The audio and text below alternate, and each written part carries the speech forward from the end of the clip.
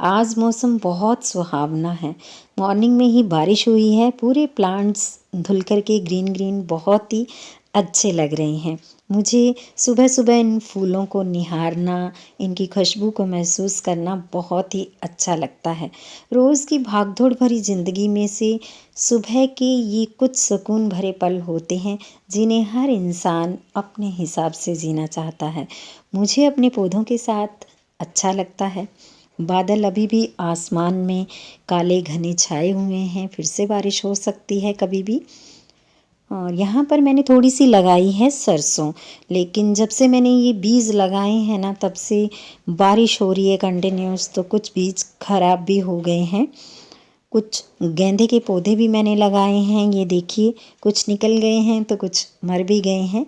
थोड़ी सी मैंने पालक भी लगाई है और धनिया लगाया था, लेकिन वो भी नहीं निकला है। दोस्तों, वीडियो को पूरा देखिएगा, मुझे आपके साथ बहुत ज़रूरी इन्फॉर्मेशन शेयर करनी है। हो सकता है लाइफ में इस तरह की प्रॉब्लम आपको भी कभी फेस करनी पड़े, तो आपको ये वीडियो उसके लिए हेल्पफुल होगा। कल मैं ग्रोसरी शॉप पर कुछ अपनी शॉपिंग करने गई थी। काफ़ी सामान था जो ख़त्म हो गया था घर का और मुझे लाना था। जैसे ही मैं ग्रोसरी की शॉप पर पहुंची, तो वहाँ पर एक आदमी बैठा था नीचे, जो कि हैंडीकैप्ड था। उसने मुझे आवाज़ लगाई कि दीदी मुझे भूख लगी है, कुछ खाने के लिए दे दीजिए। मेरा ये मानना है कि अगर हम इतने समर्थ हैं कि किसी की हेल्प कर सकते हैं, तो हमें ज़रूर करनी चाहिए। लेकिन ये हेल्प हमें सोच समझ कर करनी चाहिए। देखिए, जो जवान हैं, कमा सकते हैं, उन्हें हेल्प करने का मतलब है कि आप गलत चीज़ को प्रमोट कर रहे हो। लेकिन जो हैंडीकैप्ड हैं, बुज़ुर्ग हैं, उनकी हेल्प करना हमारा फ़र्ज़ है। अगर हम अफ़ोर्ड कर सकते हैं तो हमें हेल्प करनी चाहिए। तो उस व्यक्ति के कुछ खाने की डिमांड करने पर मैंने उससे पूछा कि तुम फ्रूट्स खाओगे, तो उसने हाँ कर दी। मैंने वहीं सामने ग्रोसरी शॉप के पास ही कुछ रेहड़ी लगी रहती हैं, स्टॉल्स लगी रहती हैं, वहाँ से कुछ फ्रूट्स लेकर के उसको जैसे ही पकड़ाए, तो वो बोला कि दीदी आपकी बड़ी मेहरबानी होगी अगर मुझे एक आटे की भी थैली दे देंगी, तो घर में बच्चे भूखे हैं। तो मैंने कहा तुम वेट करो, मैं राशन का सामान ही लेने जा रही हूँ सामने वाली शॉप से, तो मैं तुम्हारे लिए एक थैली भी ले आती हूँ। मैं जैसे ही शॉप में गई, बाकी सामान के साथ मैंने उसे आटे की एक थैली पहले मांगी कि मुझे दे दो। तो उसने कहा कि दीदी जो आटा आप लेके जाती हो ना हमेशा, वो अभी स्टॉक में नहीं है, शाम को मैं आपके घर पहुंचा दूंगा। तो मैंने उससे बोला कि मुझे अपने लिए नहीं चाहिए, मुझे बाहर जो हैंडीकैप्ड बैठा है आदमी, उसके लिए चाहिए। तो बोला अगर आप बुरा नहीं मानो तो मैं आपको कुछ बोलूं। मैंने कहा बोलो।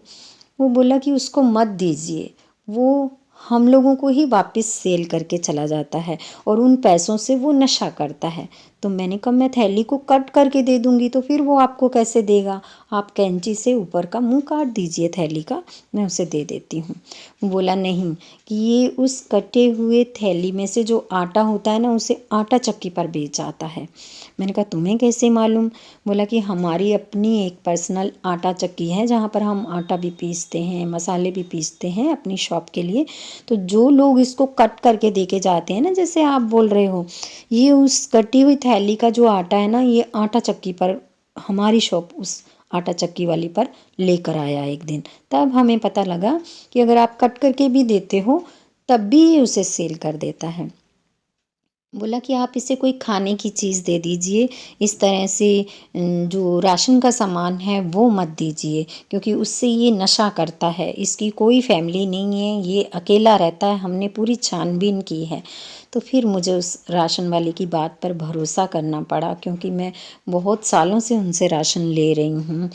और मुझे शॉप ओनर की ये बात अच्छी लगी कि वो अपने कस्टमर्स को अवेयर कर रहे हैं। देखा जाए तो उनका तो फ़ायदा ही था कि उनकी ग्रॉसरी की सेल भी हो रही है और वही चीज़ कम दाम में रिटर्न उनके पास आ रही है।